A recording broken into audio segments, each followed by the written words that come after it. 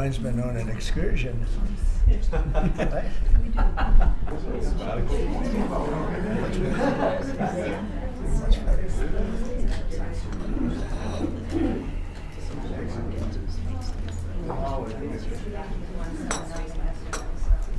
Hi, how are you?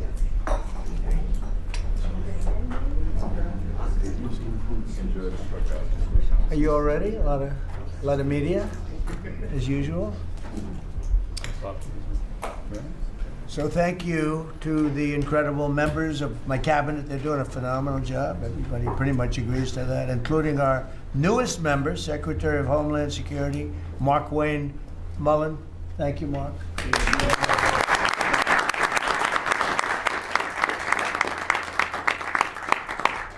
And we all know him very well, and he was a very popular senator, a very effective senator. Effective probably being the more important word. JD, don't you think? Yes, sir. And we wish you a lot of luck. Thank you. I think you do fantastically well. Congratulations to you. You have an amazing family that were here yesterday in the Oval, sworn in. His family's amazing, so thank you very much. We're now on day 41 of the disgraceful Democrat shutdown of Mark Wayne's department. Congratulations. You came into a department that shut down by the radical Democrats, right? But Democrats are really punishing the American people. I saw it today on one of the shows where they were interviewing people at the airport, and they're all angry at the Democrats. They're saying they're actually angry at Schumer. I didn't think anyone knew his name. One woman said, that Schumer is disgraceful. He's a disgrace to our country. But they're angry at the Democrats. They know what's happening. But they're punishing the American people, including travelers at airports, all in the quest to return to open borders and give amnesty to illegal alien criminals. They want to give amnesty to some of the criminals that came into our country, just about all of them, actually, if you look at it. They love sanctuary cities, which is a sanctuary for criminals. They want to make sure they're taken care of. That's what we're fighting about. That's really what they're fighting. They don't talk about that, but that's what they're fighting about. They want to protect criminals. In many cases, 11,888 murders. Many of them, I will say, are gone now because of us. We got them out. But still have some left. Should have never happened, should have never been allowed to come into our country. But we're not going to let it happen. We're not going to let the Democrats get away with this stuff, and people are wise to them. So they need to end the shutdown immediately, or we'll have to take some very drastic measures. This morning, I want to give an update on the Operation Epic Fury, which is an appropriate name because we are absolutely obliterating them.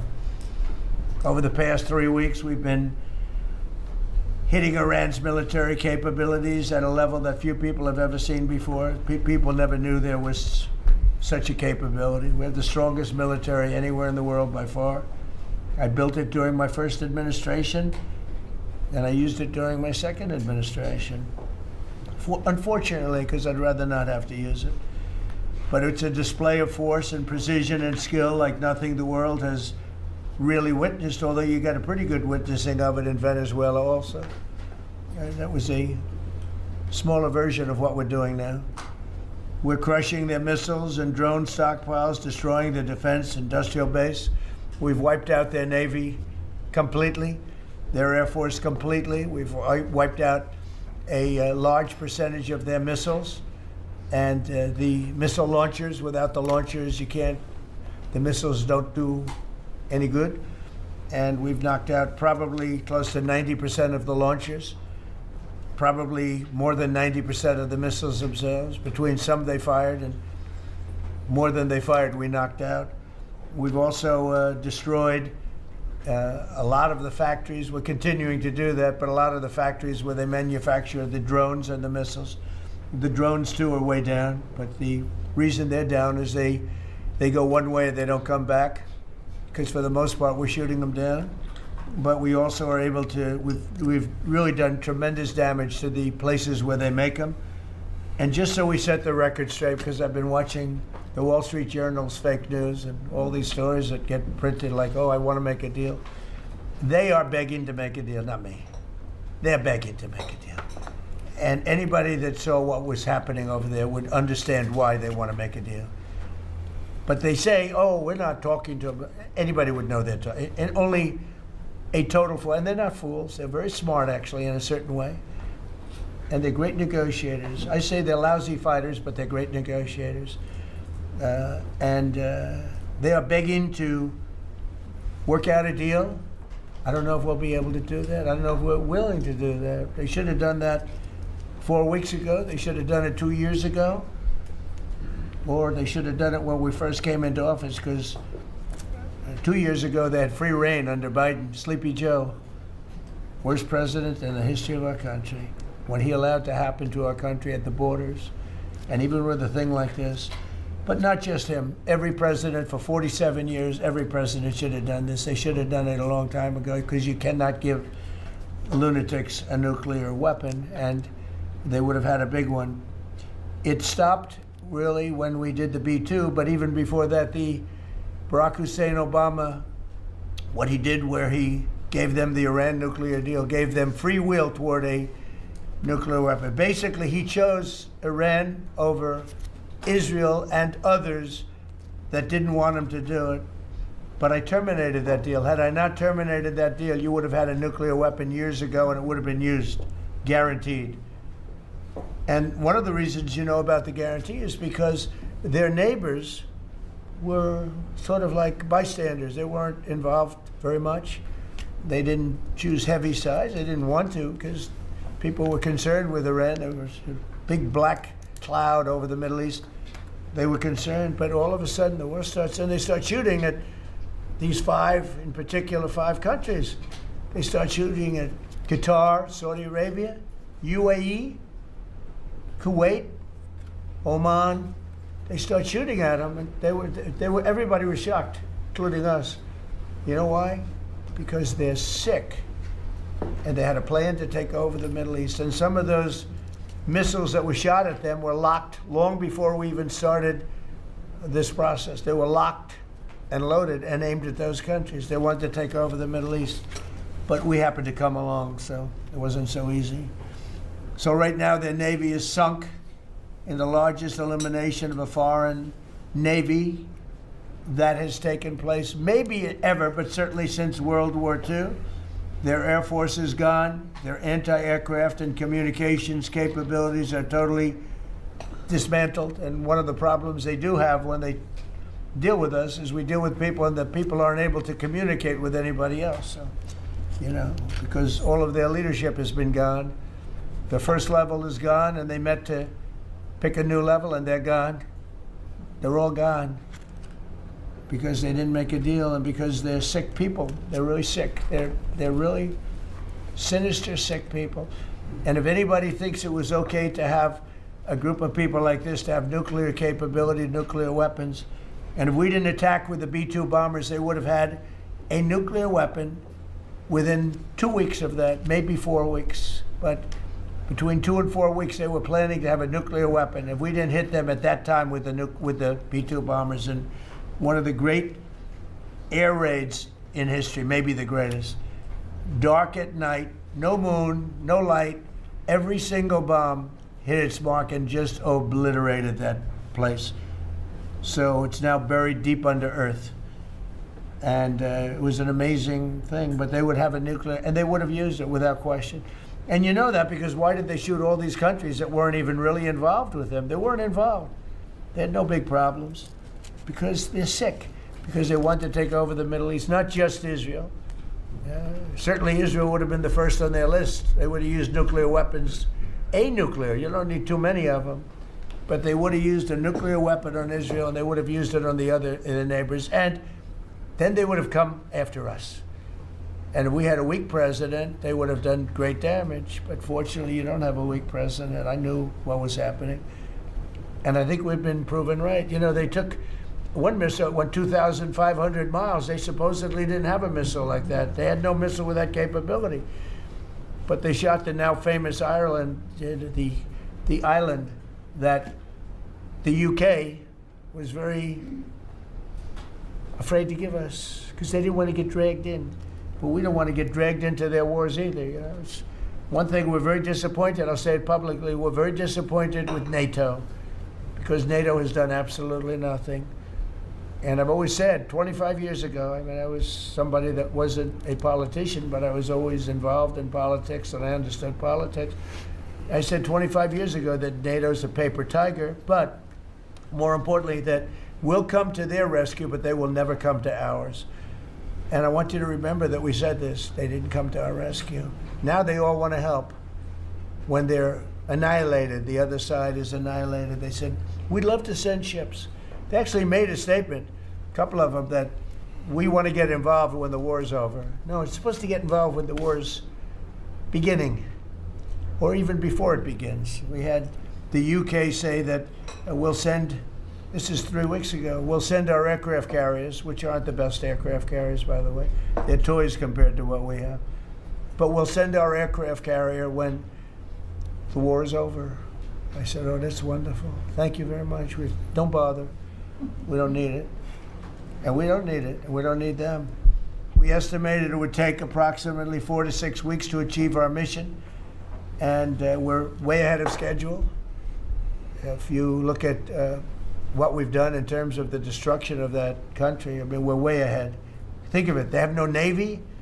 And they had good ships. 154 ships have been shot down and are resting very nicely at the bottom of the sea. And we did that in a matter of less than a week. Because we have the greatest military in the world by far, nobody even close.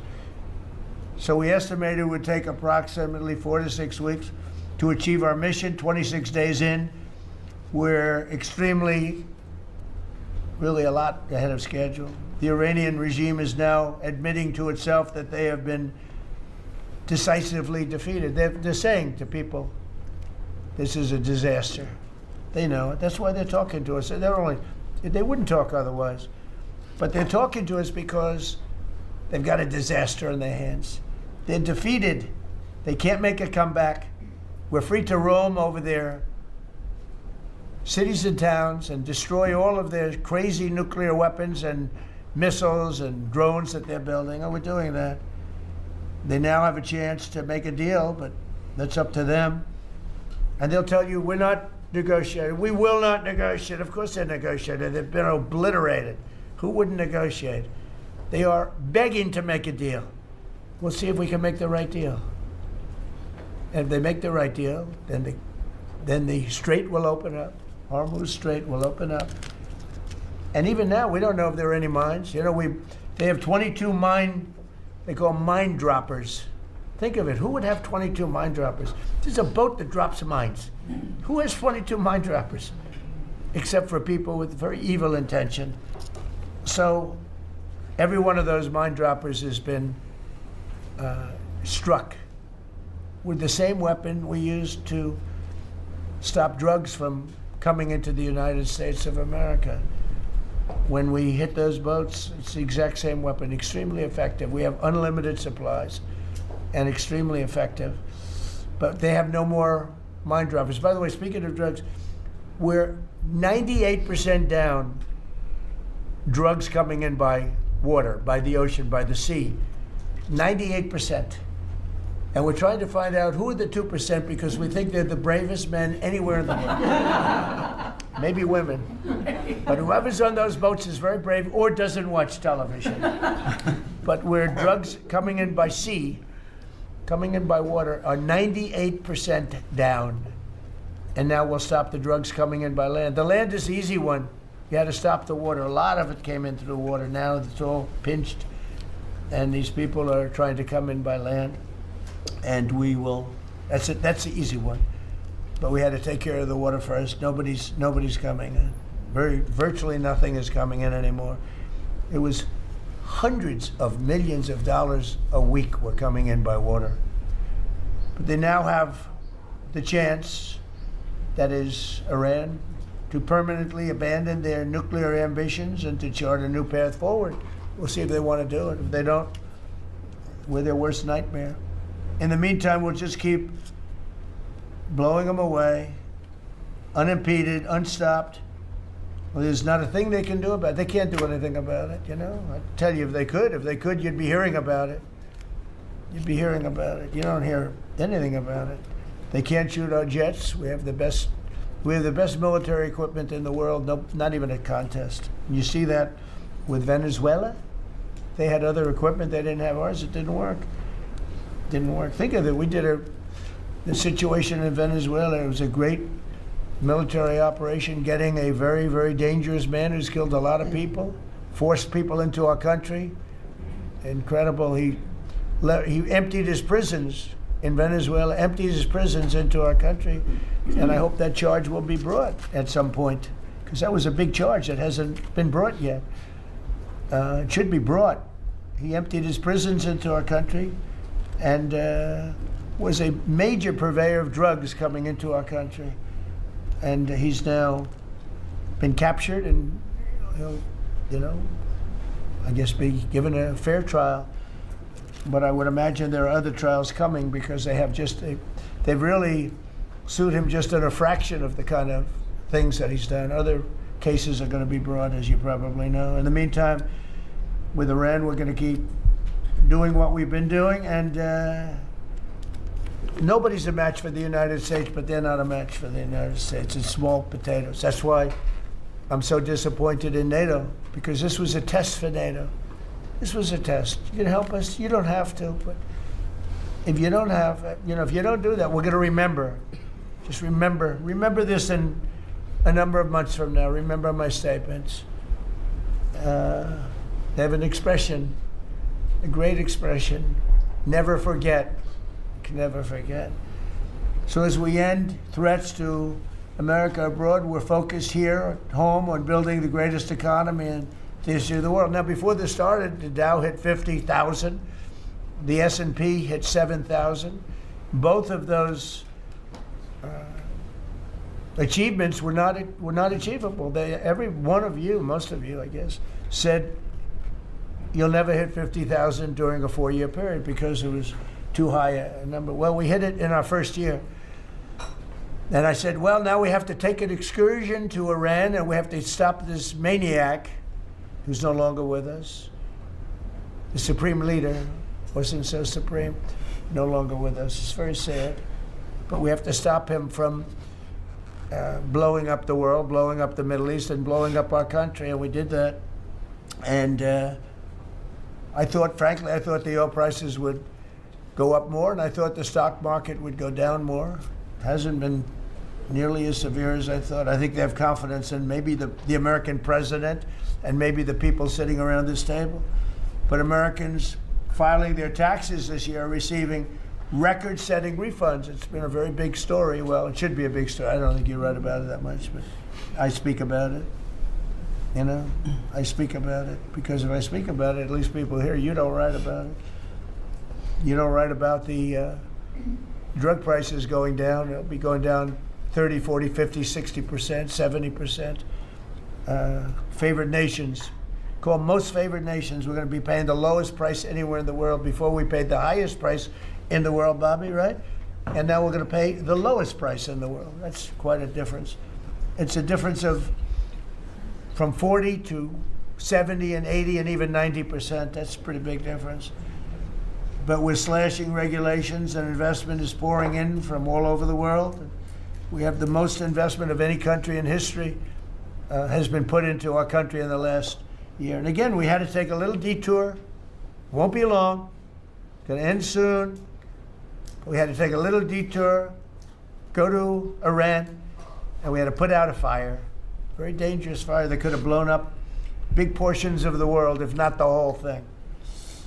So tomorrow we'll be announcing a variety of actions that we're taking to support American farmers, who we never forget. We love the farmers. We gave them $12 billion out of tariff money. We had a tremendous amount of tariff money come in, and we continue to have. We've gone, as you know, the Supreme Court gave us a very unfortunate, foolish ruling, a ruling that gives the people that have ripped off our country for many years, gives them some money back. But it's one of those things. It's a terrible, terrible, horrible mistake they made, but it's okay because we have another method that's just as good. We'll use the other method. But because the tariff money has been so substantial, we gave our farmers, who have been mistreated by some countries, we gave them $12 billion, and they're extremely happy. And they deserve it. They've been great. They never complain. They just go out and they farm, and they wouldn't do anything different. They wouldn't trade jobs with any of you, except maybe some of the fake media. I don't know. Somehow I don't see that. I like their job better, actually. I love the farmers, so we gave them $12 billion. So in just a few moments, Treasury Secretary Scott Bessent will discuss the actions that we're taking to address energy prices, which have not gone up as much as I thought, Scott, to be honest with you. And, you know, it's not over, so maybe it'll go up a little bit more. It's all going to come back down to where it was and probably lower. And my predictions have been right. Trump was right about everything. They have a new hat. Trump was right about everything. It's pretty right. But Scott's going to address that.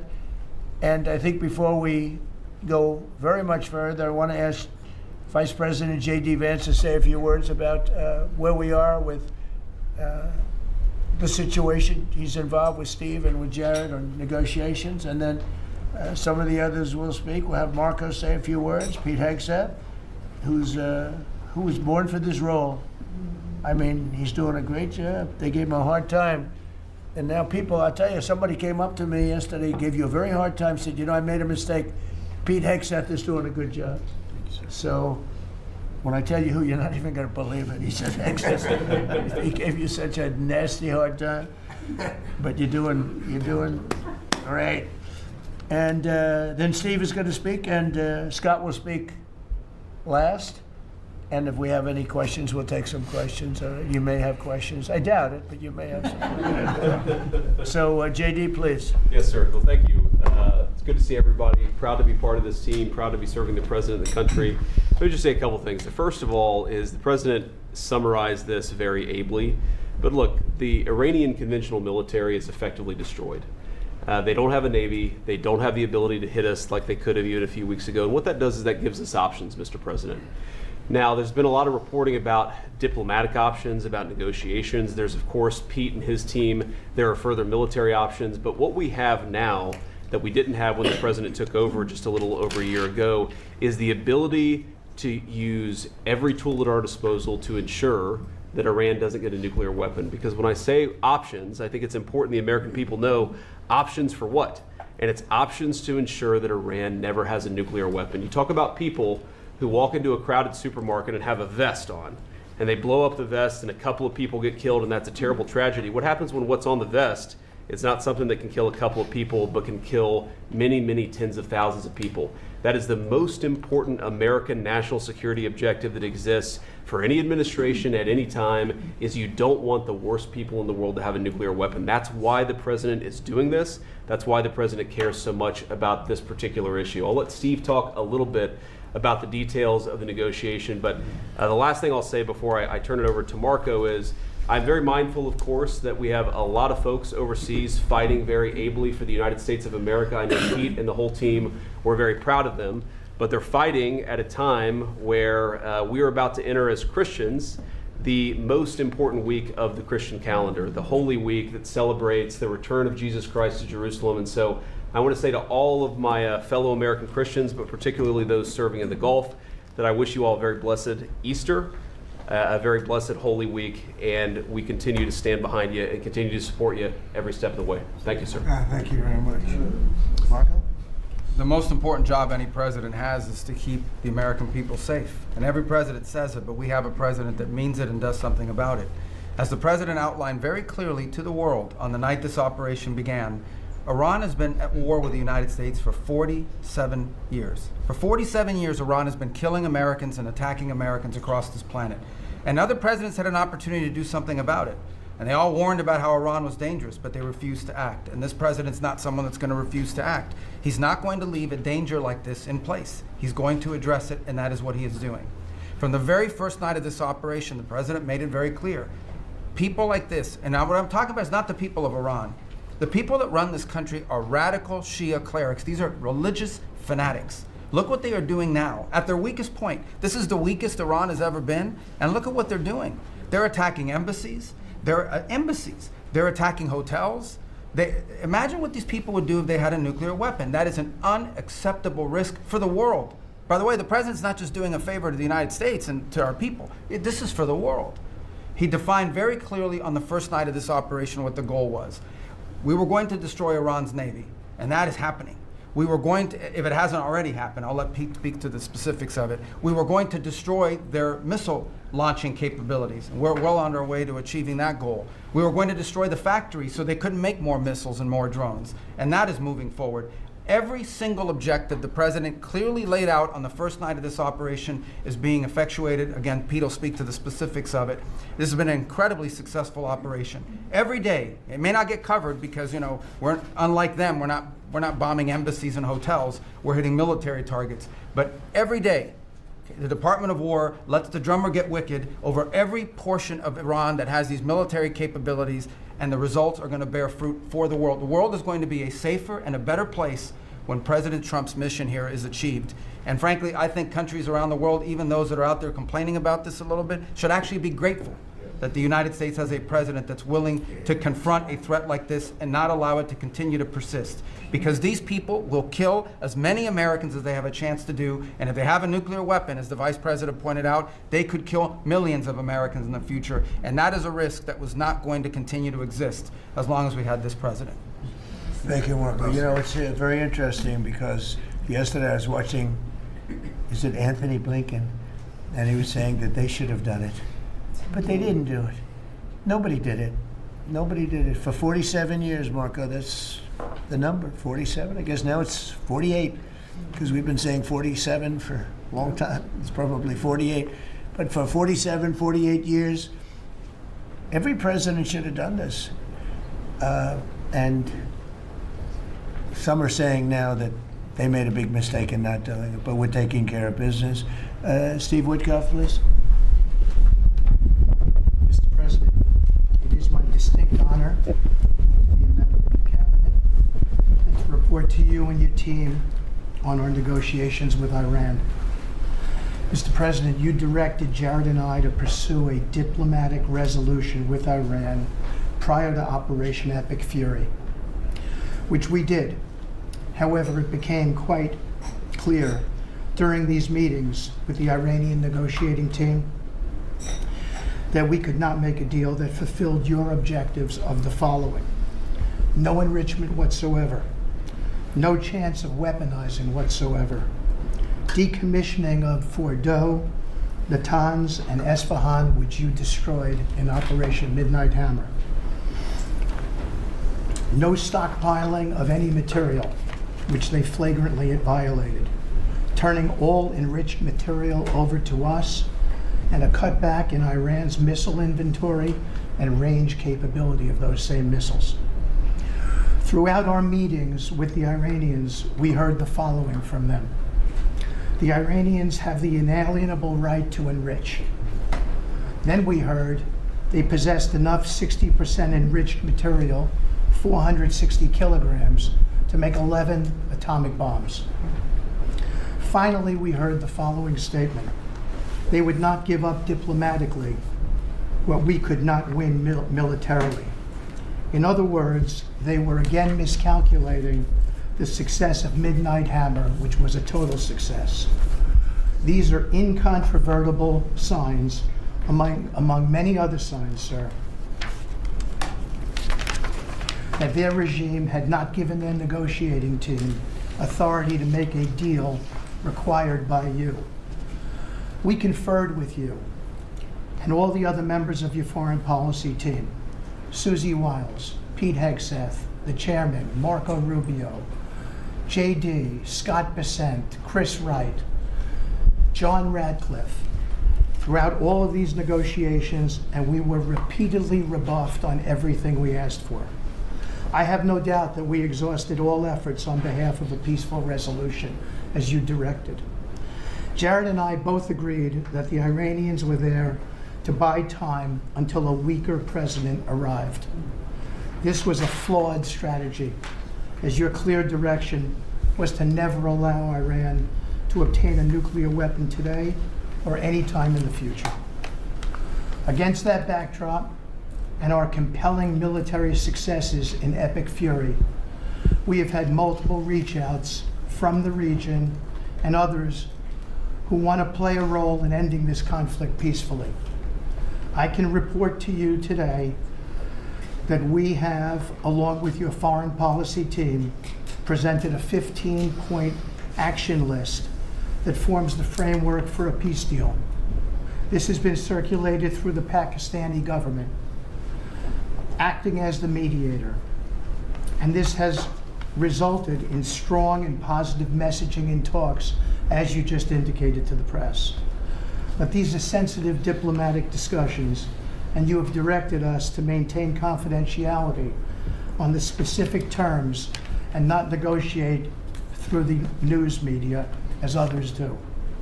I can say this: we will see where things lead, and if we can convince Iran that this is the inflection point with no good alternatives for them, other than more death and destruction. We have strong signs that this is a possibility, and if a deal happens, it will be great for the country of Iran, for the entire region, and the world at large. Your policy of peace through strength is the most effective tool for a diplomatic resolution here, just as this policy was an effective tool in each and every one of all of the other conflicts you settled in your first year. Iran is looking for an off-ramp following your powerful threat on Saturday. Your indications that you are willing to listen to peace proposals have been well received. You have instructed us that your preference is always peace, and that we should make that our priority. We have delivered that message, sir, along with the 15 points for peace. Finally, we have told Iran one last thing: don't miscalculate again. Thank you very much.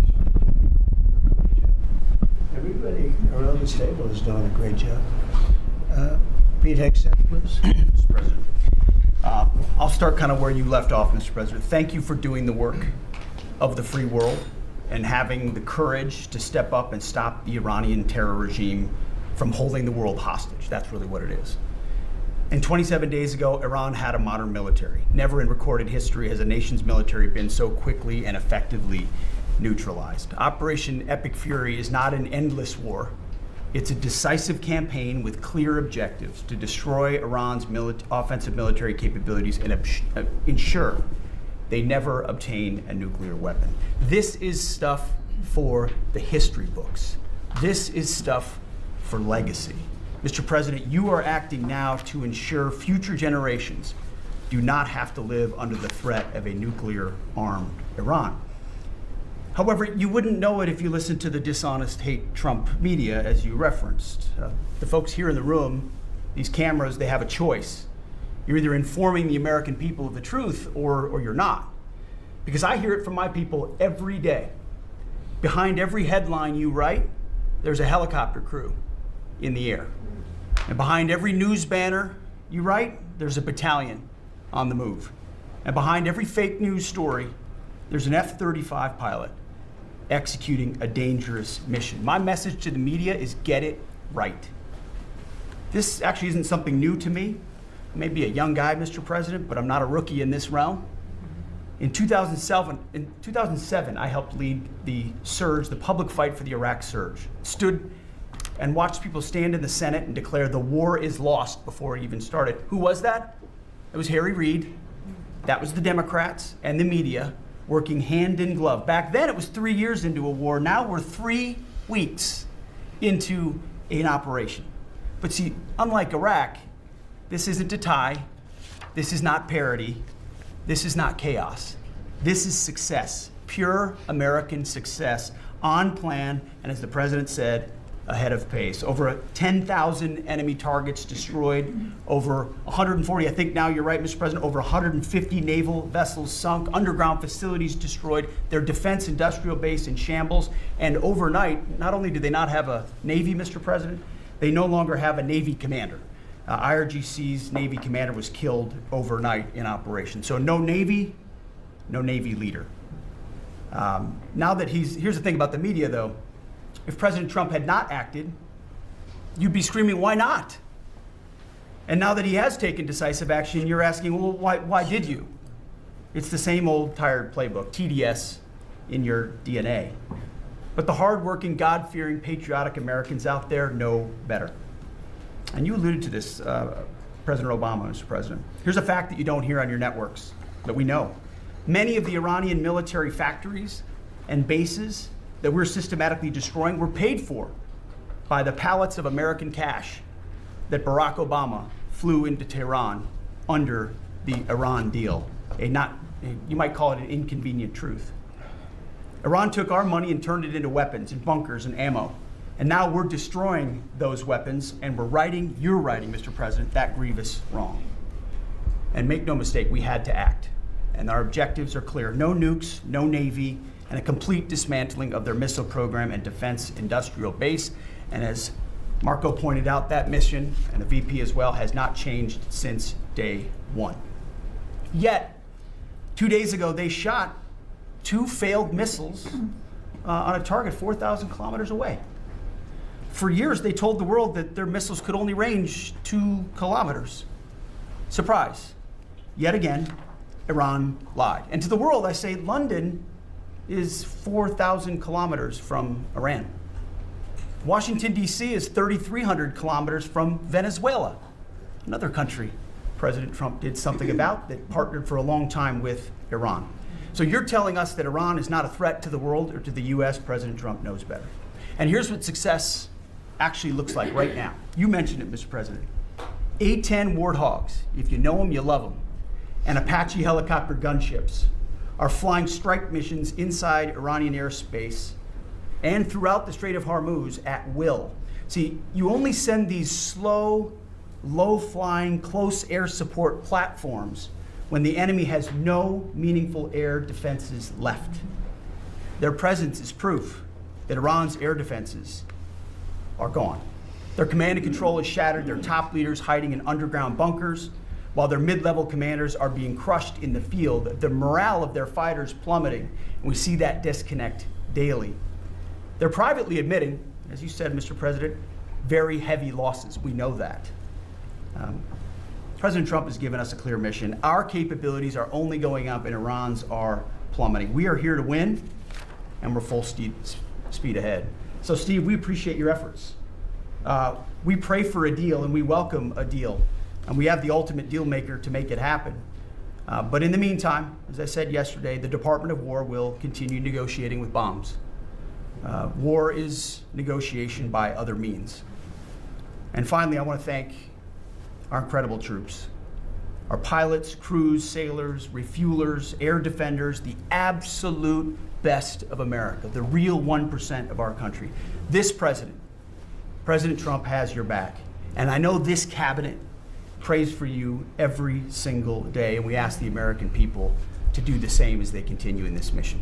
God bless. Thank you, Mr. Thank you President. very much. It's great. I think before I ask Scott to say a couple of words, it would be great if people like the mayor of Chicago and the governor of Illinois would say, please come in and stop the crime. A beautiful young lady was killed the other day, and the father was a very good friend of Dan Scavino, and he took it very hard. Dan took it very hard, like the father, friends. They grew up together, and it's a young lady whose life would be saved if we did what we did as an example in Washington, D.C., which is now a safe city. All the time, people come up to me in the building, people that work here, they say, thank you so much. I know immediately what they're talking about. They're able to walk to work. They walk to work. You all walk to work. Some of you were mugged. I know you told me stories. Some of you were mugged. One person in particular was viciously mugged in the group right here. It's not happening anymore. You have a safe city. Louisiana, the governor of Louisiana called me, could you help me with New Orleans? They just had the Mardi Gras. He said it was the safest Mardi Gras we've ever had. Sounds terrible to say. No murders. You know, it sounds like, who would say this? No murders. But they always had murders. They had a lot of crime during Mardi Gras. He said virtually no crime. We had the troops down there. Memphis, Tennessee, I just got back. We were there. Crime is down 75%. in a short period of time. We're there 5 months. We could do that for Chicago. We could do that for New York. We could do that for LA. And we could do that for, frankly, San Francisco. I know they have a mayor who's trying very hard. He's a Democrat, but he's trying very hard. But we can do it much more effectively because he can't do what we do. He can't take people out from the city and bring them back to the country from where they came, where they were in prisons. They were allowed to go in prisons. They were drug dealers, the highest level drug dealers, murderers, 11,888 murders. We do things that they can't do. I had friends calling me up from San Francisco. Could you give him a chance? I said, absolutely. If you want him, we'll give him a chance. And he's trying. He's doing okay, but we could do much better. We could make it a lot safer than it is. San Francisco, a great city, was a great city, could quickly become a great city again. But, you know, they're going very slowly. I tell my friends they're very substantial people. They're in a certain business where people have made a lot of money. I hope that lasts. But they have a tremendous potential. It was one of the greatest cities in the world. Now it's got a lot of crime. And the mayor is really trying. Again, a Democrat trying. And I spoke to him. He just wants to have a chance. And I said, we'll give you a chance. But we can solve it very quickly. This young lady would be around today if we were around, because we have nobody coming through our border. I mean, literally for 9 months, it's zero. It's hard to believe that number can be possible because millions of people came in through Biden. But nobody even tries. We don't have the caravans of thousands, 25, 30,000 people pouring into our border. They come up in caravans. We don't have caravans anymore. There's no such thing anymore. There's a name that I think I developed, but somebody developed it, but I think it was me. I thought it was an appropriate name. Thousands of people would come up and just barge into our country, totally unchecked, totally unvetted. And this man came in, Dan, right? And he came in through the ridiculous open border of Biden. If we were there, the election was rigged, what are you going to do? Came back, big comeback. But if we were there, we wouldn't have had people coming through. It's amazing. You know, it's so easy now because everyone knows they're not getting through. We don't have any caravans. Once they know that, when it was easy to come through. When I heard that they had an open border policy, I said, boy, this is going to be, I couldn't believe it. But when it was actually, you know, it dawned on me because I had built 1,000 miles of wall and we were finishing up some and he didn't want to finish it up, Biden. I said, they really do want to have an open border. And we got it finished. But that young lady would be alive today. And she'd be alive for another reason, because we would have the National Guard in Chicago and in New York and in other places. And they love doing it. It's like training, to be honest. It's actually training. I never want to take them out of D.C. I mean, maybe somebody later on will do it, but I never want to take. You know, people, they look, they say, we feel so good, we feel so safe. We see these beautiful, strong people, and they're so nice. They help, they open the doors for people. They carry bags. They pick up paper when they see paper on the ground. I looked at D.C. last night. I drove to make a speech, and I drove through, and I said, take me this way, take me that way. The city's clean. The fences are down. You don't have homeless all over your parks. I mean, we had parks. There was no room for anything else other than homeless. It's all clean and nice. And it'll be even more beautiful in a year from now. And we have some projects that are great. This ballroom is going to be something that's so beautiful for the city, so desperately needed by presidents. I mean, now it's no secret the military wanted it more than anybody. It was supposed to be secret, but it became unsecret because of people that are really unpatriotic saying things. But doesn't matter. Doesn't matter. It's going to be great. We're building an arc, a triumphal arc, which will be incredible for the city. Incredible. We're fixing up what was the Kennedy Center. I was honored when the board changed the name a little bit. Actually, it shows that the Republican and the Democrats, they work together. It's really something we work together. So I think it's a great symbol, actually. But we're doing a lot of work. That building is ready to fall down. It's in terrible shape. We're closing it. We're going to open it with a bang, and less than 2 years. It'll come in under budget, ahead of schedule. That's what I do. It won't be like the Federal Reserve that's costing $4 billion or something thereabouts. Think of it, $4 billion. You know, it's amazing. I said to the group before, I said, everything I do, I get sued. I build under budget, ahead of schedule. I get sued over a ballroom that's going to be the most beautiful ballroom in the country, so desperately needed. You won't have to have tents sitting on the wet White House lawn. If it rains, you get wiped out, to honor the president of China or the president of France or the president of somewhere. You can have the greatest. We get sued by the National Trust for Historic Preservation. They don't know what they're doing. Then I just found out we got sued by that group and another group, I guess, on the fixing up of again, I'll use the old name, Kennedy Center, because they're not fixing up Trump Kennedy. It's going to be beautiful when you add the name Trump. But we got sued, and all I'm doing is fixing it up. We're fixing broken marble. We're putting on a roof because it leaks like a sieve. We're fixing steel that's broken. It's the same building, same exact building. We're fixing it. It's going to be beautiful. It's going to be so beautiful and safe. It's actually unsafe. You had some of those columns on the outside that were painted a fake gold. Now we painted them a beautiful white color, beautiful cream white. It's beautiful. Everyone said it's so much more beautiful now. Instead of a cheap, you can't imitate gold. See, I'm a gold person. It's all real stuff. You can't imitate it.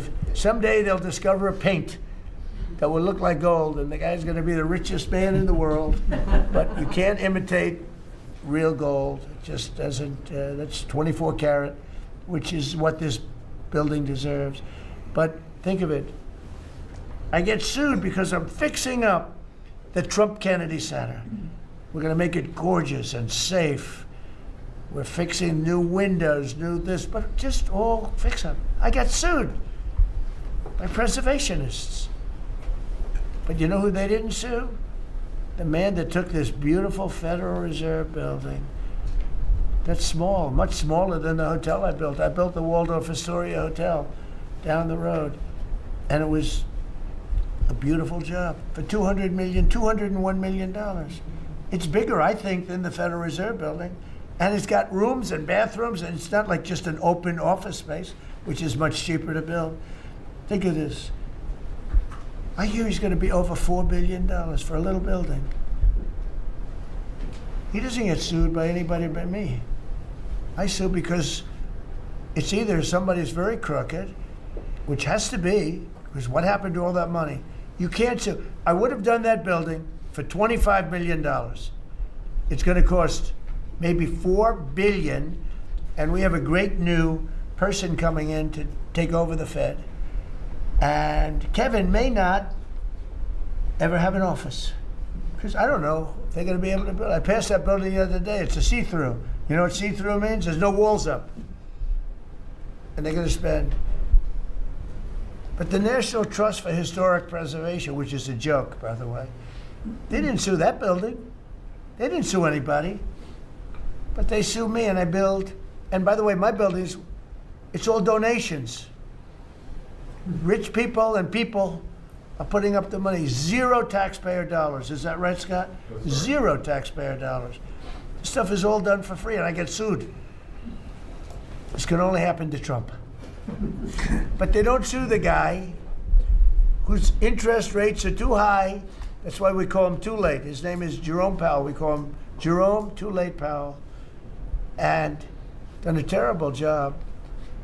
He suffers from Trump derangement syndrome, as he probably should, because I hit him pretty hard. But so I don't blame him. But they don't sue a man who has taken this gorgeous building, ripped it down from the inside, taking ceilings that are as beautiful as you've ever seen, taking the ceilings down instead of leaving them, taking walls down that were 2 feet thick of solid concrete and plaster, replacing them with 6-inch walls with no insulation. I said, let me ask you, are you going to put insulation in? No, it's not in the budget. Oh. Insulation costs $5. Now you're going to hear the guy next door. If he's next door to me, I'll be able to hear his military plan. I'll know exactly. If Lutnick is in there, I'll say, oh, I know exactly what Lutnick's got planned. It's the craziest thing I've ever seen. They've ripped this gorgeous building apart, and you can never build it again. I could, but it costs a lot of money. But a normal person can never build. So you're going to have crummy little walls, a flat little ceiling eventually, but right now you don't have anything. And nobody sues this guy. And then when Jeanine Pirro, working with Pam and others, has the courage to sue to find out what happened to maybe $4 billion and a building that may never be occupied by Kevin Warsh. He may never get there. We're going to have to find him some space in the White House. We'll put him in the basement of the ballroom. But when, now think of it, when Jeanine Pirro and Pam and the group, when they bring a suit, it's like, oh, this terrible thing. And then we have a judge that attacks us. So we've got to get our priorities straight. You know, it's a very sad thing that's happened with the Fed. And then just one other thing very quickly, you have Gavin Newsom in California Railroad. That's 100 times over budget. It's out of control. It was supposed to go from the middle of San Francisco to the middle of LA. Well, now it stops way short of both. It now goes into areas that nobody ever heard of. It's billions and billions of dollars over budget, years and years, maybe decades late. And that's why we have a country that has a lot of problems. You know, we have incompetent people. It's all people. Think of this: Federal Reserve. I would have had that building done for $25 million. I would, if I did it, it was up to somebody else would have done it for more. So maybe 50. But you could have done that building if it was properly done and planned. You would have done that building for, I would have done it for $25 million, and it would be better. It would be better. See this pen right here? This pen is an interesting example. It's the same thing. So this pen is very inexpensive, but it writes well. I like it. But I can't have the pen the way it was. You know what it is. I don't want to give too much publicity, but they do treat me well. Sharpie. So I came here, and they have $1,000 pens. And you know, you hand pens out, you're signing, and you hand them out, you're handing them to all these people. Sometimes you have 30, 40 people. And they were $1,000 a piece. Beautiful pen, ballpoint. 1,000. It was gold, silver, gorgeous. But I'm handing out to kids that don't even know what the hell. What is this, Mommy? It's kids. They're getting a pen for $1,000. They have no idea what it is. And I feel guilty because I'm like, you know, I'm by nature, I don't, you know, it's the government. I love the government like I love myself economically. I want to save money. So I'm saying, this is crazy. And it had another problem. They didn't write well. So I take it out and I sign, and there's no ink. And I got all you people looking, and you're saying there must be something wrong with Trump. And I'm signing, and there's no ink in the pen, and it costs $1,000. This one, I called the guy. I said, I'd like to use your pen, but I can't have a gray thing with a big S on it saying Sharpie. As I'm signing a $1 trillion airplane contract to buy brand new fighter jets, brand new B-2 bombers, of which we just ordered plenty. I can't do that with the press. Use your pen, but I like the pen the best, but I'll sign it. I could do like Biden did, you know, give it to somebody else to sign, or an auto pen, or maybe sign it separately in another room, but I can't use your pen. He said, well, I can make it nicer. I said, what can you do? He said, I'll paint it black. I said, that's nice. And I can even paint the White House on it, sir, if you like, in gold. Almost real gold, not bad. And I can even do your signature, sir. And by the way, this was not staged. I just saw the pen sitting there, and I thought of this as an example of how $25 million spent by me at the Federal Reserve Building would be a better job than $4 billion that they're spending. And you know, one of the things that Kevin Warsh told me, he said they ripped down the nicest building. I don't know what building they're talking about. They ripped down a building, Scott, right? Kevin Warsh said it's the most beautiful building in Washington. He said the most beautiful space. They ripped it down. Why did they do that? I don't know. Do you know what he's talking about? Is it true? Yes, sir. They ripped it down. We have a moron at the Fed. Who wouldn't be lowering interest rates right now? But I want to thank Janine Pirro and Pam and her group for having the courage to bring this suit. And I believe that the contractor on that job is probably one of the richest men in the country right now. I believe that it's not possible to spend that kind of money. 3 billion, 4 billion, nobody knows, nobody has any idea what it is. But it's over 3 billion, and it's probably going to be over 4 billion by the time they finish. And it may never get finished. Unless I take it over, I'll get it finished. But it can never be what it was. It's never going to have those beautiful ceilings. It's never going to have those incredible walls. The walls were 1.5 feet thick of solid masonry. They ripped them down for no reason. And I just gave you the story. And just to finish on this one, so I told that story to somebody and said, yeah, but it's not the same thing. I said, you're right. This one is better. It writes. So the guy said to me, you don't have to pay me, sir. I'll give them to you for nothing. I said, no, I don't want that. Let me pay you. I want to pay you. No, sir, you don't have to. You're the President of the United States. He was shocked. The head of Sharpie gets a call. I don't even know who the hell he is. He said, is this really the President? He said, no, you don't have to pay me, sir. This is such an honor. I said, nope, I want to pay you. And he said, what would you like to pay? I said, how about $5 a pen? He said, that's all right, whatever the hell we agreed to. Peanuts. As opposed to 1,000. And these were $1,000 pens. And we were giving them out. Sometimes, you were there for signings. I'd have 30, 40 people standing behind me. I'd give out 40 pens to people. Then somebody would say, could I have a couple extra?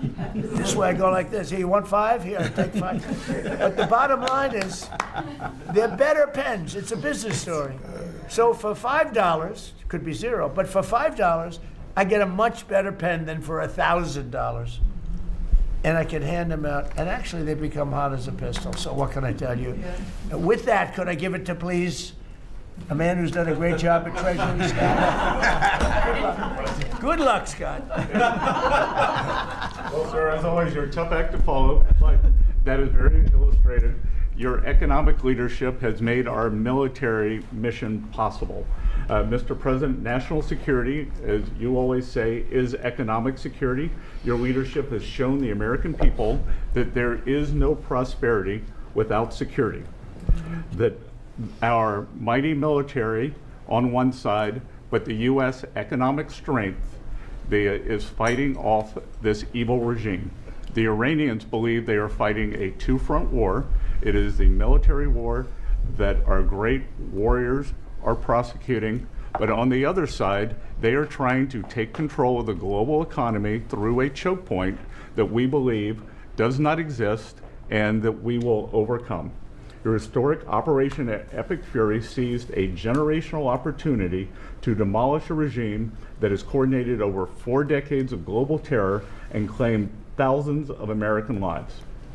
Many people, especially the Democrats, underestimate the will of the American people for short-term volatility for 50 years of safety that we are going to have on the other side of this.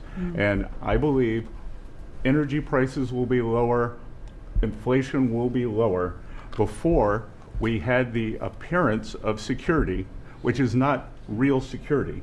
Now, the American people and the world will have absolute security.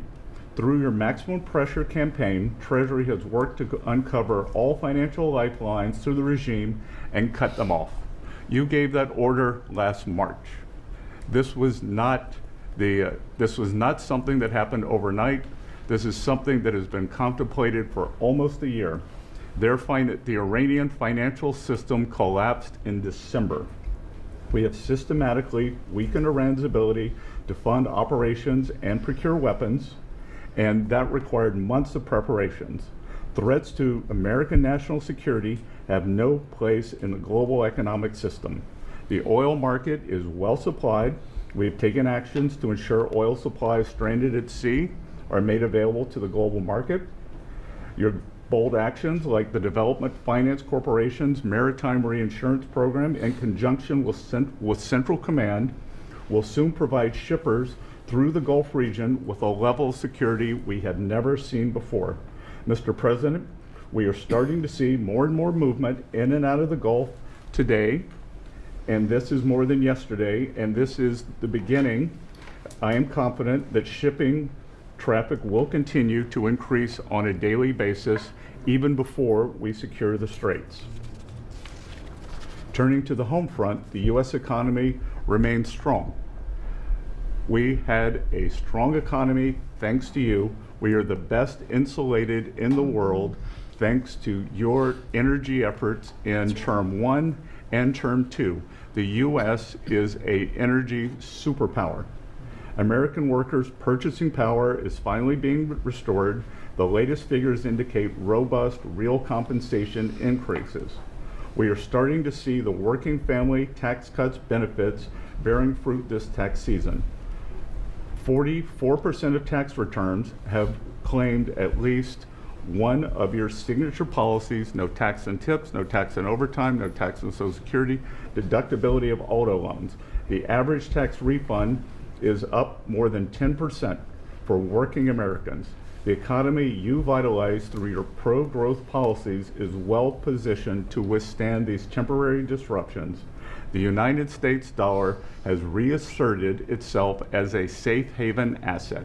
The US dollar has appreciated since the hostilities began because everyone knows, thanks to your efforts, the US economy is the best position in the world and capital is flowing in.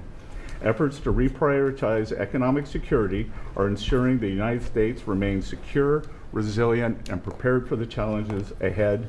As we approach the 250th anniversary, America will never be safer and more secure militarily and economically. Thank you.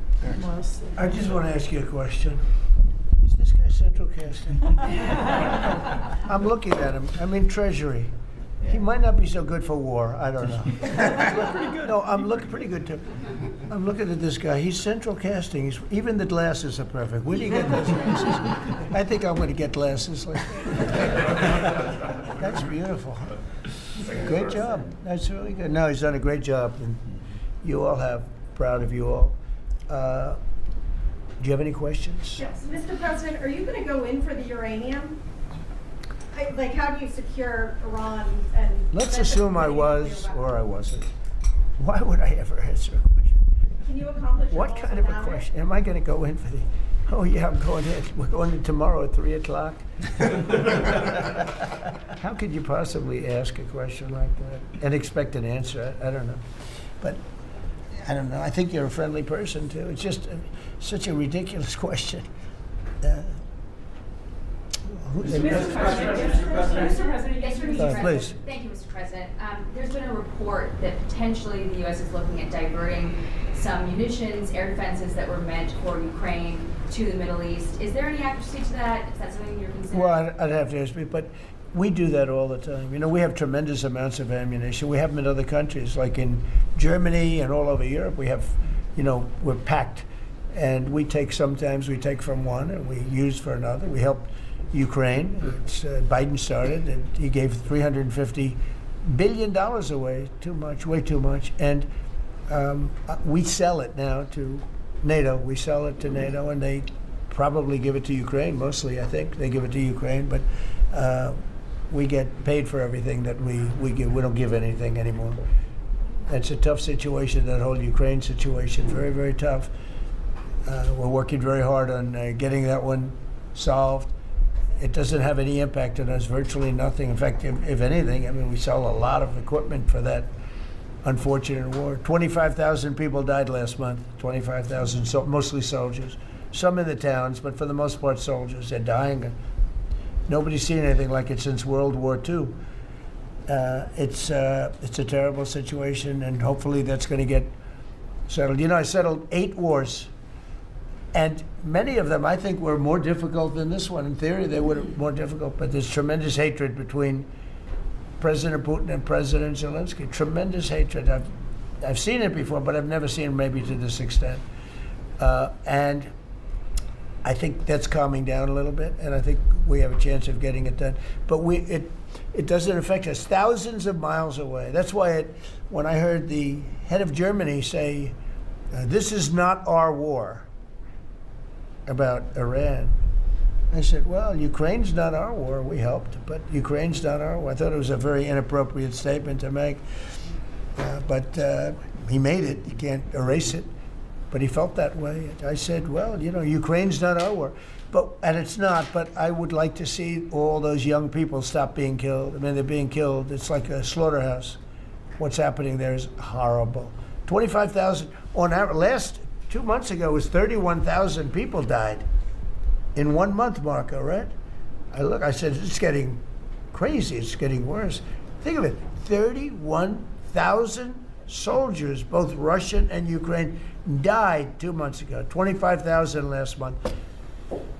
And if I can solve that, it would be a great honor to do it. I wish it could have gone faster. I solved other ones in 1 day that have been going for 32 years. We stopped one that was starting. It was already started. India and Pakistan, and the Prime Minister of Pakistan, a very fine gentleman, said President Trump solved something that was going to cost 10 million lives. That was going to cost a lot of lives, 2 nuclear nations. And those were complicated, but we got them done quickly. This one is, it's a shame. And the only reason I'm doing it, frankly, is because I want to stop death. I want to stop the death from happening. I think I'm going to go with a man that I've missed, Brian. I haven't seen you in a long time. I miss you. He's been in a very strange location. I don't know. He's had a strange thing happen. But anyway, go ahead, Brian. Well, good to see you too. Actually, good to see the card cabinet doing one. Good to see you too. You talked about gas prices coming down. Yeah. Obviously, they will. But would you ever consider suspending the federal gas tax in order to kind of temporarily alleviate some? Well, some people should do that. As an example, in California, every time prices go down, his prices go up because the gas tax is bigger than the tax itself, bigger than the product itself. It hasn't. I mean, we've thought about it, I guess, but honestly, when I did this, I knew it was going to be a little bit. We had the greatest economy ever. We had the greatest stock market in history. I said, we're going to take a little bit of a hit, a short-term hit. It's going to end up going much higher than it was, in my opinion. I said we're going to have a great stock market. Nobody thought we could get to 50,000 or 7,000 in the respective indices. Nobody thought that was going to happen, but it did in the first year. They said it couldn't happen in 4 years, that you wouldn't hit 50 in 4 years, but you could maybe get close. We hit it in the first year. And I said, this is a good time to solve a problem that you had to solve. And that's what I did. But the gas tax, people have talked about it. It's something we have in our pocket if we think it's necessary. And if I can follow real quickly, you just recently took off, Secretary Duffy, 17,000 truckers off the road that quite frankly could not speak English, which is a safety issue. Yeah. Could we ever extend that to Uber drivers, Lyft drivers, cab drivers, for someone who takes a lot of Ubers? A lot of my drivers can't Oh, well, that's not good. I didn't like that. Go ahead, John. So that's a really good point. The problem is that our states are the ones that issue these licenses. So with commercial driver's licenses, we do have some federal control. But again, we have thousands of people who can't speak the language, long-standing rule, and it's a safety issue, right? If you can't understand road signs, if you can't communicate with law enforcement when you're pulled over and communicate what's on your rig, huge problem. But the last administration, Mr. President, they let truck driving schools self-certify that they were qualified to train truck drivers. And so this is like the Leering Center. So you pay $800 and you get a certificate that you passed a CDL driving school, and again, they have no skills. They don't have the knowledge, and they don't have the skills. They haven't gone through any of the testing. And then they get licenses, and they're killing Americans on our roads. So it's remarkable, the rot that the last administration allowed to take place. We are ending that, and I need partnership with our states. Even California started to come on board. Even Gavin has started to play ball with us, which is surprising. Not all the way, a little bit of ball. Mr. President, It's interesting because I just saw something that the nursing home business and the daycare centers in particular, They went out and inspected them in Minnesota, and they didn't exist. They're knocking on door. He happens to be a young man, Nick, nice young man. He's done a very good job. They're knocking on doors, and it's like homes. And they're getting hundreds of thousands of that. They didn't exist. And in California, it's worse. It's even worse. And I spoke with Russell Vogt. I said, Russell, don't send them any money. He said, but we have a court order that we have to. Can you believe it? A judge. The judges are really hurting this country. Our judges, Justice Roberts doesn't like when I say it, but the judges are really hurting this country. And frankly, the justices, the Supreme Court, has really hurt our country too. Yeah. Mr. President, do you have a new deadline, given that there are some talks now? Do you have a new deadline before taking? No, I'll announce it. I mean, right now, you're talking about a deadline for doing some pretty big damage, even bigger than we've done. We'll see. Well, look, we have very substantial talks going on with respect to Iran, with the right people. You know, I told you about a present, right? Steve, can I reveal the present? You can do anything you want, sir. They said to show you the fact that we're real and solid and we're there. We're going to let you have 8 boats of oil, 8 boats, 8 big boats of oil. This was 2 days ago. And they'll sail up tomorrow. That was 3 days ago. And I didn't think much about it. And then I watched the news and they said, a very good anchor actually, happened to be Fox, but I watched it and he said, something's unusual happening. There are 8 boats that are going right up the middle of the Hormuz Strait. 8 big tankers are going loaded up with oil right through. And I said, well, I guess they were right, and they were real. And I think they were Pakistani flagged. And I said, well, I guess we're dealing with the right people. And actually, they then apologized for something they said, and they said, we're going to send 2 more boats. And it ended up being 10 boats. All right. I hope I haven't screwed up your negotiations, but I thought it was appropriate to say, because I did taunt you the other day by saying they're going to give us a present. There were 2 illegal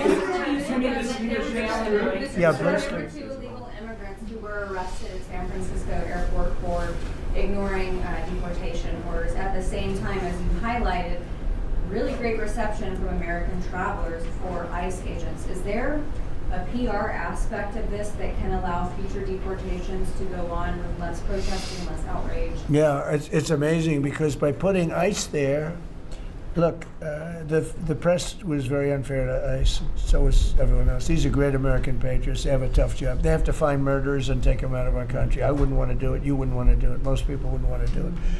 They do it. And, 11,888 murderers. And that's murderers. That's not drug dealers. That's not lots of other things. It's not people from mental institutions. Entire jail populations were released from major countries and let into our country through the open border. And ICE has done an amazing job. I wouldn't want that job. It's a tough job, dangerous job. So what happens is, by putting them at the airport, and I did say, do me a favor, take off your masks, and they did. For that, not for when they're looking for some, cold-blooded killers and they're in the, but for that, and they did. They took them off. And the passengers, I see the interviews of people, they're saying, these are nice people.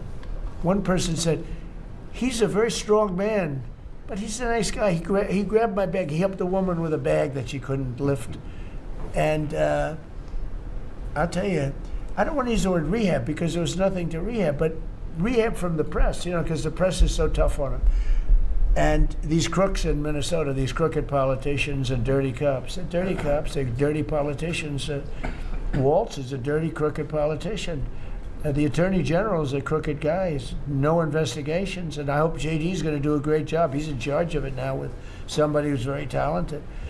But I think it's easy stuff. They say $19 billion, think of it, is missing.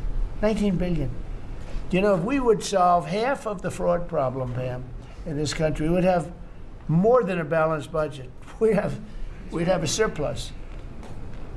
And in the case of Minnesota, it's very Somalia oriented. Think of it, these people come from a crooked country, disgusting country, one of the worst countries in the world. Acknowledged to be one of the worst countries in the world. Some people say it's the worst. They have no money, they have nothing. They come to our country, low IQs, and they rob us blind. Stupid people. And they rob us blind because we have crooked politicians and we have dirty cops. The Attorney General's a dirty cop. It's my opinion. It's only my opinion. And something should be done about him. Let's see what kind of job he Mr. can President, do. yesterday you said that you hate Iran mail-in should be ballots. able- and Excuse me? Should Iran be able to charge a toll for the Strait of Hormuz? They're charging some vessels to go through. Oh, yeah. Well, should they be able to? I mean, they shouldn't be able to, but they're doing it a little bit. I don't know. Look, their capability is a lot less than it was 2 weeks ago. And with every week and every day, frankly, it gets less and less. All I can tell you is they're begging to make a deal. So let's see what happens. We may make a deal. Tell me about mail-in ballots. Go ahead. You mean I used a mail-in ballot? You probably said, yeah, I did. Why did you You know use what? that? Is Because there I'm a reliance? president of the United States, and because of the fact that I'm president of the United States, I did a mail-in ballot for elections that took place in Florida, because I felt I should be here instead of being in the beautiful sunshine You taking. were in Palm Beach, sir, the last few weekends. That's right, and I Did you run I in person? decided that I was going to vote by mail-in ballot because I couldn't be there because I had a lot of different things. But you know, we have exceptions for mail-in ballots. You do know that, right? So if you're away, we have an exception. If you're in the military, we have an exception. If you're on a business trip, we have an exception. If you're disabled, we have an exception. And if you're ill, if you're not feeling good, whatever. So I was away, mostly in Washington, D.C., so I used a mail-in ballot. But I appreciate the question because I know it was so well-meaning. Mr. Yeah. President, I actually just looked up the company that owns Sharpie, and they stock turned positive after you mentioned it. Question number N. By the way, they deserve it. Yeah, question number It's a N. good product. So you gave a 5-day deadline. With oil tankers going through the Strait of Hormuz, is that a condition to move that 5-day deadline? Well, we don't want anything impeded. We want ships to go through. We don't know that they've dropped any mines, by the way, because we blew up all their mine droppers, right? We blew up every one of them. They're going to have to take them out on a rowboat or something. I don't know how the hell they get out there, but we don't really know. You might speak to it. We don't know. There could be a few of them out there, but that's a lot. You know, if you have $1 billion ship and you get hit by a mine, it's not the greatest thing in the world. So if you think, the problem with that's not like you've decimated a military. If you think there may be a mine, that's a bad thought, and it stops things up. How are we doing in that regard, Peter? Mr. President, you're right. We have so heavily degraded their coastal defense capabilities and their naval capabilities that any strategic or operational attempts to do those types of things are extremely limited. And we continue to move over the top of that. Now, whether Iran makes a wise choice or not to try to execute that is part of how this deal comes together. But with every passing day, the military pressure that we're putting on them lessens their ability to really hold that militarily at issue. I mean, the problem with the issue of the Hormuz Straits is this: we've decimated them as a military. No Air Force, no Navy, very few rockets left. We blew up so many. Hard to manufacture them. Same thing with drones. The leadership is gone. The problem with the Straits is this: let's say we do a great job. We say we got 99%. 1% is unacceptable because 1% is a missile going into the hull of a ship that cost $1 billion, right? So 1% is we can't. If we do a 99% decimation, that's no good. So it's really, a little bit. But I have a feeling it's going to clean up pretty quickly. I could just say this: they want to make, and I probably hurt our little negotiation. It gives them a little impetus to say, well, I wish you didn't say that. But they said yesterday that we weren't negotiating with them, and now they admit that we were negotiating with them. So they want to make a deal. The reason they want to make a deal is they have been just beat to shit. So the Are you thinking of taking control of Iran's oil? It's an option. I mean, I wouldn't talk about it, but it's an option. Is that something you've thought about? Well, in Venezuela, we've done very well working with Venezuela, certainly. And we've taken in billions and billions of dollars. And by the way, Venezuela is doing better right now than they've ever done in the history of their country. And it's sort of like a joint venture. But the United States has made a lot of money, Marco, right? With it. Do you want to talk about that for a second? About Venezuela? Yeah. Yeah, I mean, I think Venezuela in the first 2 months of this year generated more revenue from oil sales than they had most of all of last year. But the money's not being stolen anymore. And it's being held in a U.S. Treasury blocked account. And to the extent it's flowing to the Venezuelan government, it's going to help people, like fund hospitals, pay teachers. It's not And we being get a stolen. lot of it. And they got more than they have in many years. Think of it. We get a lot of it. We have a deal. We get a lot of it.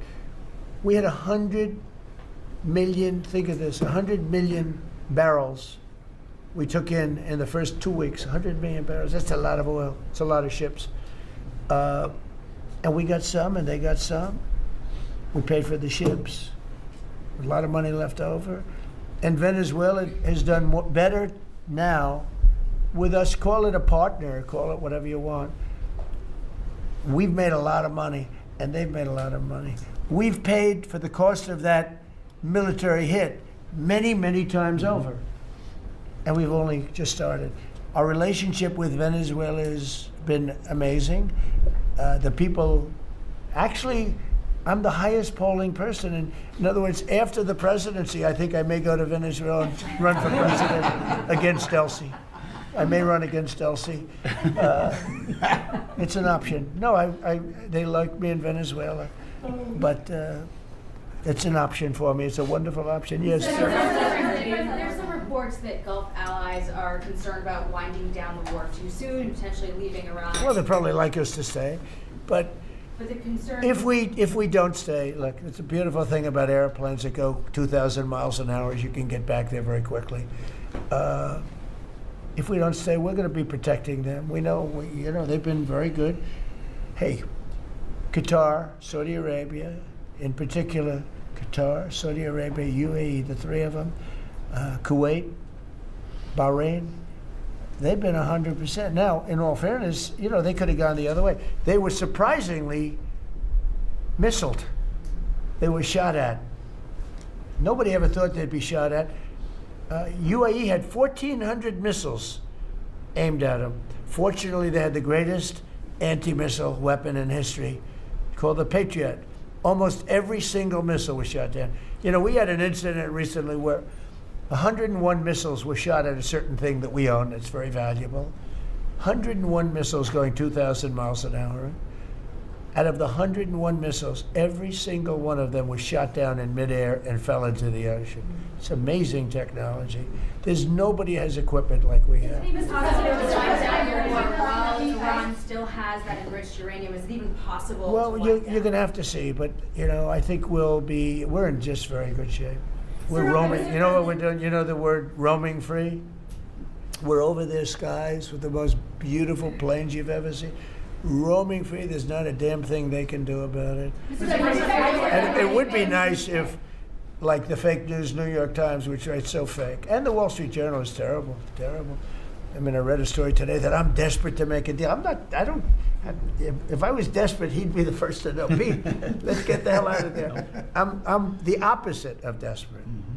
I don't care.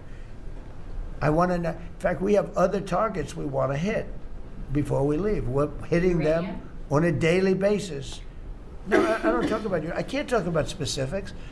A lot of people said that wouldn't matter. Maybe it does matter. Who knows? But I wouldn't talk. It's like the question this young lady asked. Sorry about I embarrassed her. I don't want to embarrass you because I think I think she's a friendly reporter, so I'm sorry. But I can't say what we're going to do because if I did, I wouldn't be sitting here for long. They'd probably, what is it called, the 25th Amendment? They'd institute the 25th Amendment, which they didn't do with Biden, which is shocking. The question is safe enough to leave the region because Steve said that they've got enough uranium to make 11 bombs. That's a very scary thing. So, well, again, I can't talk to you about that. You're asking me a question. You're essentially saying, will I go in and do something? I can't talk to you about that. that. President, we're looking at a coalition of ships to help, warships to help Yeah. protect tankers. How close are you to getting that coalition? Well, we have a coalition for them, but they should have been up here a long time ago. And you know, they're affected. The amazing thing is we don't need the Hormuz Strait. We don't need it. We don't need it at all. We have so much oil.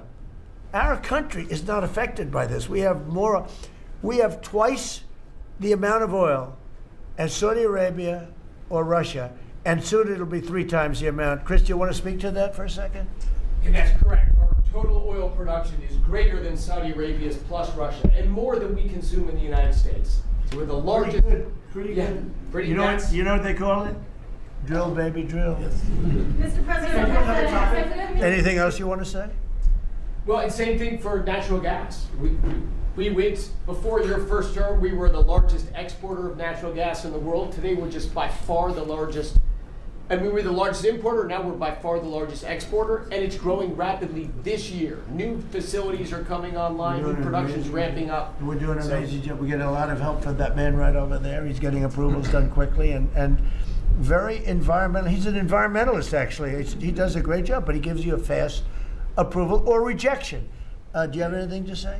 Well, back on Venezuela, where Chris and I have both had a chance to be there, I literally think they're going to put a statue to President Trump. And I'm not being, it's not a political statement, it's an actual thing. So. That would be a great honor. No, because it's like they view President Trump like Simon Bolivar. He's the liberator of a country, and this is a country where they love American baseball. You look on the street, they're wearing NBA jerseys, and Delcy and her team working with us, getting back. Chris and I both experienced, it was the first time in Venezuelan history that they had the free press allowed to come on to essentially where the White House, the Palacio Miraflores. And it was an emotional thing for people that had been for 20 years had never had a chance to be there. So whether it's and then production, it's showing up in production. The American companies that are coming back, most of those American companies have many American Venezuelan team members. One company in Houston's got 600 Venezuelan Americans that know more about reviving that industry. So their GDP is 1/4 of what it was before. They want to get back. They remember what it was. Their production on oil production is climbing towards 50% increase just in the 3 months we've been here. That flows to American refineries on the Gulf Coast, lowering the price of gas in America. So it's a Forget that. When are they going to do the statue? The hell with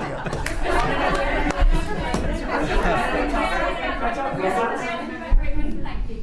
You've been really honest about how disappointed you are in Sir Keir Starmer, particularly in relation to Iran. So I'm curious about your phone calls with him, how easy they might be. And also, were you surprised by Are we talking about Starmer? Yes. And are you surprised by how weak... I think he's a lovely man. I do. I think he's a lovely man. But I think he did something that was shocking. He didn't want to help us. And maybe in particular that country, we were the longest bond, the longest ally. Australia too. Australia was not great. I was a little surprised by Australia. I wouldn't say anybody was great other than the 5 countries in the Middle East. We never really had very much support. We spend trillions of dollars supporting countries, and this is Little League. This isn't the big league deal. This is sort of Little League pool for us. This was look, we decimated them in a period of a week. In the first week it was over. In the first few days it was over. I think the Navy took us 3 days to essentially annihilate that. They weren't there. So if there's ever a big one, which I hope there's not, but if there's ever a big one, I don't think they're going to be there. And that's not fair, and we have to remember that as a country, because we spend trillions of dollars protecting Europe, protecting the countries of NATO. They weren't there for us for small time. This is small time. You know what? Venezuela is a big deal, but it's not the big one. They weren't there. So what makes you think they'd be there if we needed them for something? And your prime minister was not there, as you know. He was there after we won. He said, we'd like to send some ships. I said, we already won.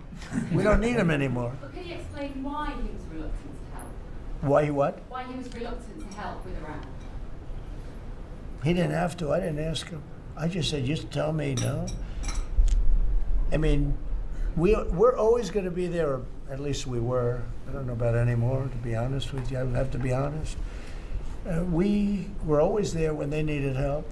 We always would have been there when they needed help. I mean, think of it. We're there to protect Europe from Russia.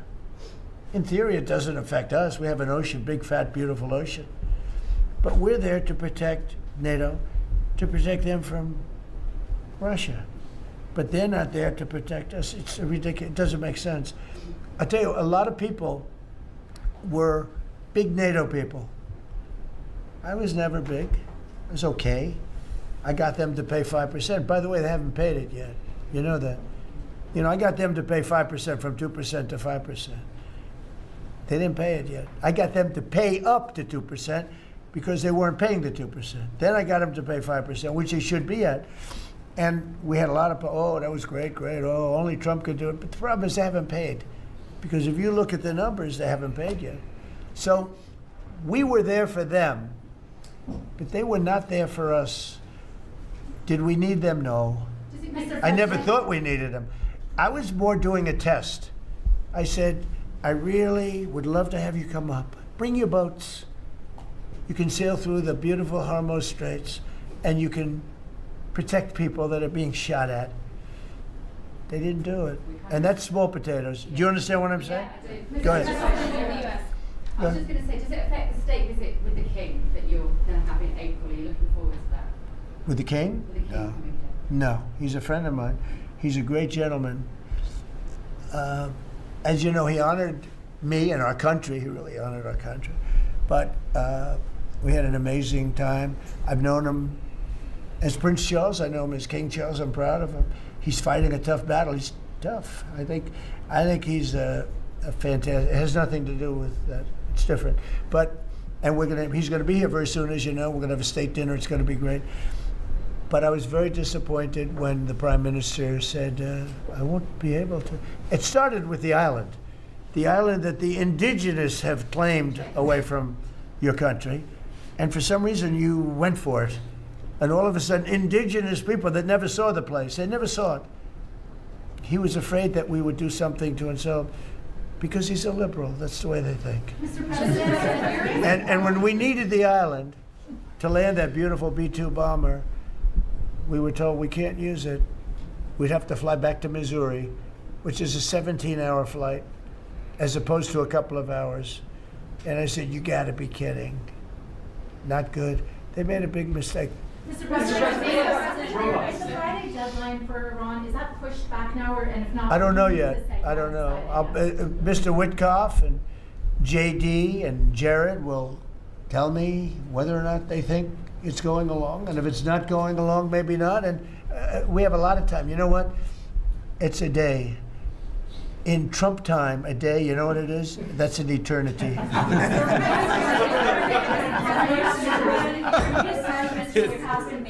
Say it, what?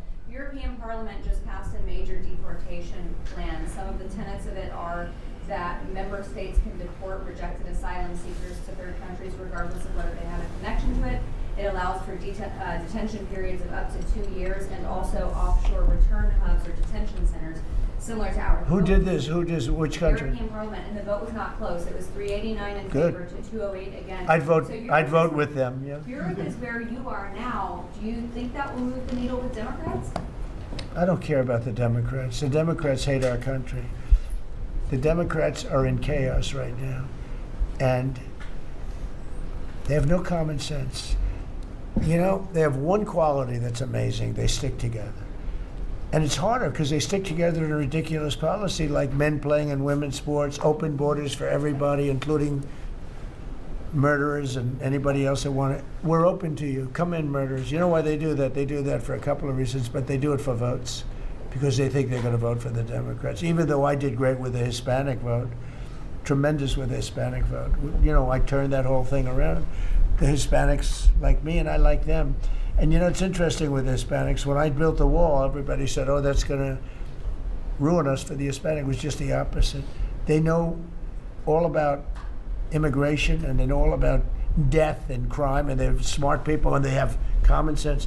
They wanted to be protected from the people that were coming into our country. So, you know, I won the election with a very tremendous Hispanic vote, and I think it's higher now than it was then. So, We're a party of common sense. The Democrats are a party of insanity. They're a party that will destroy our country. If I didn't win this election, I believe our country would have been destroyed by now. 1 year, that's all it would have taken. If you had Kamala or Sleepy Joe, either one, it wouldn't have mattered. They're the same thing. Two sleepy people, two stupid people. I believe, and by the way, Gavin Newsom, who is one of the candidates, I believe he took himself out of the running when he says he suffers from mental disability. And a reporter said it was terrible that I talked that way about somebody with mental disability. I said, I have no problem with it, but I don't want a person with mental disability to be my president. I mean, you don't want to have a person with mental disability being your president. And Gavin Newsom said that he can't read a speech. He can't do almost anything. And then he said he's as dumb as all the people in the room. And he got accused of being a racist, which was an amazing set. I thought it was the worst interview I've ever seen anybody give. He's actually a very stupid person. So I believe he's out of the running. I think that statement, that interview, he admitted that he's a stupid person. I don't want a stupid person being president. You know, I'll say it right now. I say it because no press never reports it. I'm the only president that ever took a cognitive test. I took it 3 times. It's actually a very hard test for a lot of people. It wasn't hard for me, but it's a cognitive test. It starts off with an easy question, and by the time you get to the middle, it gets tougher. By the time you get to the end, very few people can answer those questions. They get very tough, mathematical equations and things. I took it 3 times. I aced it all 3 times in front of numerous doctors that I have no idea who they are. And I was told when I went in, they said, Doc Ronnie told me this. My current doctors were fantastic doctors. They said, well, if you take it, you know, it's Walter Reed. It's essentially a public hospital. And if you do badly, it's probably going to get out. But I aced it. I got them all right. And one doctor said, I've never seen anybody get them all right. I've been doing the test for 20 years.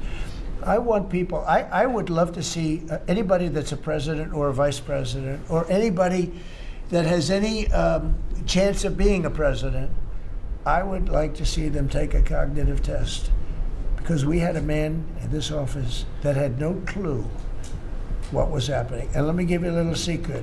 He wasn't a smart man 30 years ago. And I'll tell you about President Obama. He wasn't a smart man either. I know all about him. He wasn't a smart man, highly overrated. He was a great divider. And our country can't go through that anymore. Can't go through. We have done an amazing job. I had to do a little stopover. I call it an excursion. I had to do a little stopover in Iran, and we had to knock the hell out of them because our country would not have been safe. The world wouldn't have been safe. I've done a great favor for the world. The world has not been reciprocal, because when I told NATO, where we give billions and billions of dollars, trillions over the years, I said, do you mind coming up and giving us a little hand with the streets? Send up some. They didn't want to get involved. And I believe that's going to cost them dearly. Thank you very much, everybody. Thank you. Thank you.